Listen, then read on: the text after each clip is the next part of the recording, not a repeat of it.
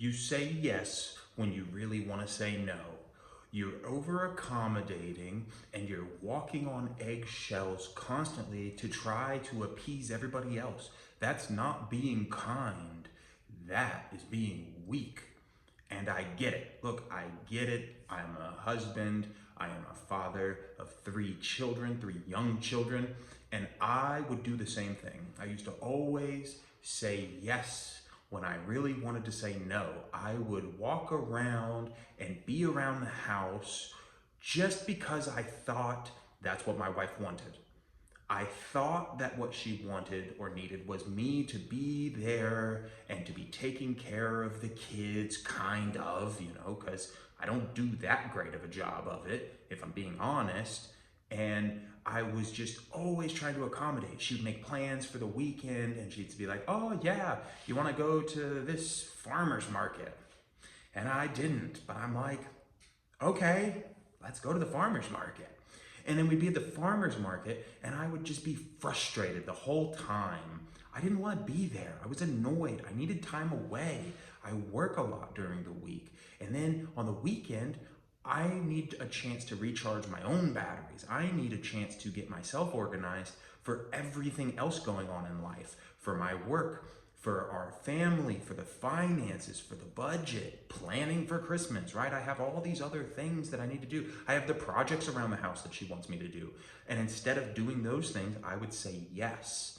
And I would over accommodate what I thought she needed until one day she finally broke and she's like, dude, if you don't want to be here, don't be here, right? If you can't be happy in this family, maybe you need to leave this family, right? She gave it to me straight like that. And then I'm like, what do you mean? Like, I am here. I bust my butt for this family. I want to be in the family. I'm here. I sacrifice my own time. I sacrifice my own happiness in order to be here and to provide support for you and to be together as a family on the weekend like you want. And she's like, dude, I don't need that. Like, I don't want you to be around if you're unhappy. I can take care of the kids. I do it all week while you're at work anyway. It's not a big deal. If you need to go, go. If you need to do work, just go do the work. Tell me you need to go work and go work. You don't have to be here. And it was a major shift because this whole time I thought I needed to be there. And granted, it is a little bit founded, and maybe it's founded in your case. Maybe your wife has made comments about you not being there, which mine has made. She's like, you're never here, you're gone so much. I feel alone. And they're gonna do that. Like at the end of the day, like they're going to voice their feelings. They have a lot of feelings, and maybe not every woman in the world, and maybe not every wife in the world, but in general, women are very emotional and they feel a lot of feelings. And if they feel an urge and a wave of loneliness, they're probably going to tell you about it. But that doesn't mean that you need to be there waiting on them hand and foot constantly, especially if it's making you unhappy, because they can sense that. They will sense our resentment. They can sense our unhappiness. And then what starts to happen is they start believing that we don't want to be there. It's hilariously ironic if you think about it. Like, we don't want to be there, but we do want to be there. So we're there and we provide and we help and we support, but they can feel that we don't want to be there. So then what they start to believe is that we don't want to be a part of the family anymore. They start to believe that we would rather leave the family, which is obviously not what we want. But that's just the irony of it. That's just how men and women's brains are a little bit different. And again, we give them reason to feel that way because we start acting resentful and they can hear it in our tone when we're like, okay, I'll help, even when you don't want to because you'd rather be doing something else, something more important. There are things more important than being with your family. Like, I know a lot of people don't want to admit that. A lot of women don't want to hear that. But life is a series of competing priorities, right? There are so many competing priorities that it's like, Yeah, I have to go to work to put food on the table. It's very important to me that my family eats food and stays alive, But then that means that's more important than spending time with them.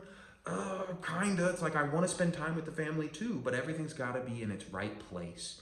Everything has to be in its right balance, and that's not equal. That's not 50-50. That's just not how it works, Most of us go to work for 8, 9, 10 hours a day. That only leaves 6 to 8 hours left, right? For the rest of the day. Like work takes a chunk of that time.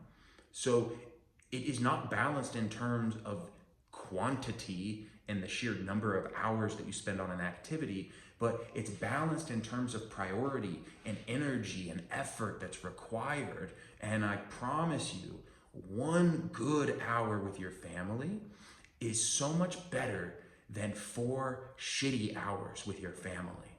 I promise you they'll feel the difference. So being this nice guy and overcommitting yourself and saying yes when you want to say no is not beneficial. It's just not going to work. It's not going to work out long term. You're going to hate your life, and the people around you are going to feel that. And because of that, they're going to feel a lack of love. So you are literally defeating and doing the exact opposite of what you want.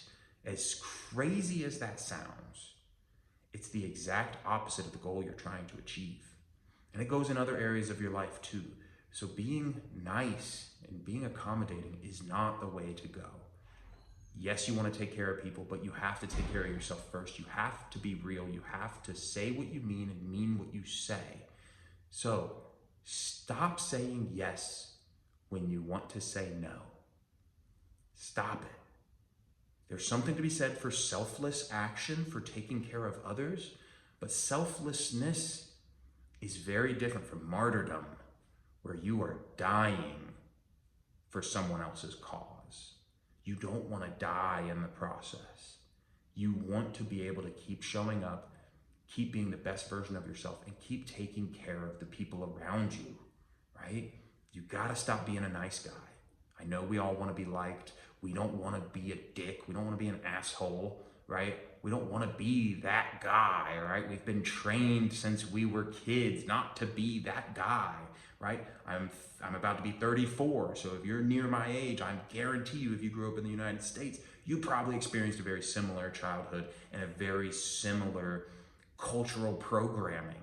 Don't be that guy. Don't be an ass. Don't be selfish. Don't be too arrogant or prideful. And they were all used very negatively, but healthy pride is a good thing. Earned congruence, pride, earned congruence between your thoughts and your actions and your words and your deeds. These are also vitally important. So stop saying yes when you want to say no. Put it in the comments. What's one thing you're going to say no to? Like, what do you normally say yes to that you really want to say no? And now you're going to start saying no. Put it in the comments. Let's hold each other accountable.